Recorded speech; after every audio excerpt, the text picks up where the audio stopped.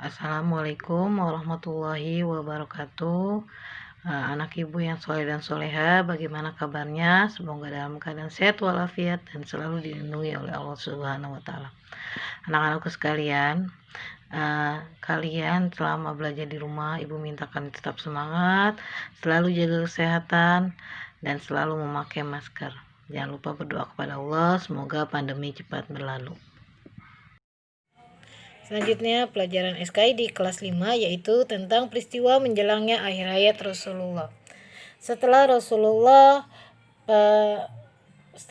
berhasil membebaskan kota Mekah atau disebut Fathul Mekah, akhirnya masa kaum muslimin mengalami duka cita yang mendalam, yaitu akan kehilangan orang nomor 1 di dunia, yaitu siapa? Nabi Muhammad. Bahkan dalam peristiwa menjelang akhir hayatnya Rasulullah, masih banyak memikirkan kaumnya, bagaimana keadaan kaumnya. Yang pertama, peristiwa menjelangnya akhir hayat Rasulullah. Yang pertama, Rasulullah menunaikan haji wada. Ya, sebelum wafat Rasulullah ingin membuat haji, yaitu yang dinamakan haji wada. Ya, kaum muslimin pada saat Fathul Mekah semakin banyak. Ya, semakin banyak. Nah, akhirnya Rasulullah menjelang akhir hayatnya ingin mengadakan haji. Ya, mendengar niat Rasulullah, banyak kaum muslimin yang ingin bergabung dengan beliau. Jadi pada tanggal 25 Dzulqa'dah tahun 10 Hijriah, Rasulullah bersama lebih dari 90.000 orang kaum muslimin untuk berangkat menuju Mekah untuk menunaikan ibadah haji yang disebut dengan haji wada.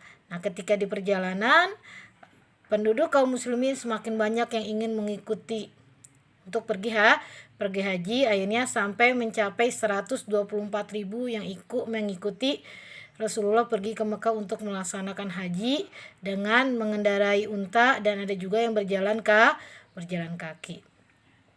Ya, makanya disebut haji wadah karena haji terakhir yang dilakukan oleh Rasulullah. Ya, jadi ibadah haji yang terakhir Rasulullah laksanakan yaitu haji wada, yang artinya adalah haji perpisahan. Paham ya, Nak ya? Selanjutnya yang kedua yaitu khutbah haji wada dan wahyu yang terakhir. Ya, Rasulullah ketika pergi haji dia melaksanakan khutbah terakhir atau khutbah terakhir yang disampaikan oleh Rasulullah. Yaitu isinya tentang Rasulullah berpesan supaya kaum muslimin tidak meninggalkan sholat 5 waktu, mendirikan sholat, membayar zakat, berpuasa di bulan Ramadan, dan melaksanakan haji, ya, supaya kaum muslimin tidak tersesat. Itu pesan Rasulullah ketika khutbah.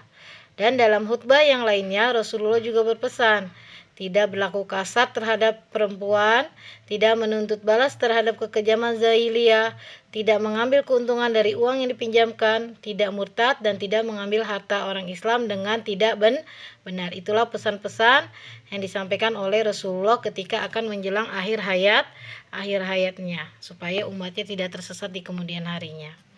Ya, pada saat itu juga Rasulullah menyampaikan wahyu yang terakhir, yaitu surat Al-Maidah ayat 3. Ya, surat Al-Maidah ayat 3 yang kemarin kalian hafalkan beserta artinya. Apa reaksi umat Islam ketika mendengar wahyu yang terakhir? Ada yang merasa gembira dan ada yang merasa sedih. Ya, termasuk Abu Bakar As-Siddiq, karena dia berpendapat bahwa Rasulullah telah menyelesaikan tugasnya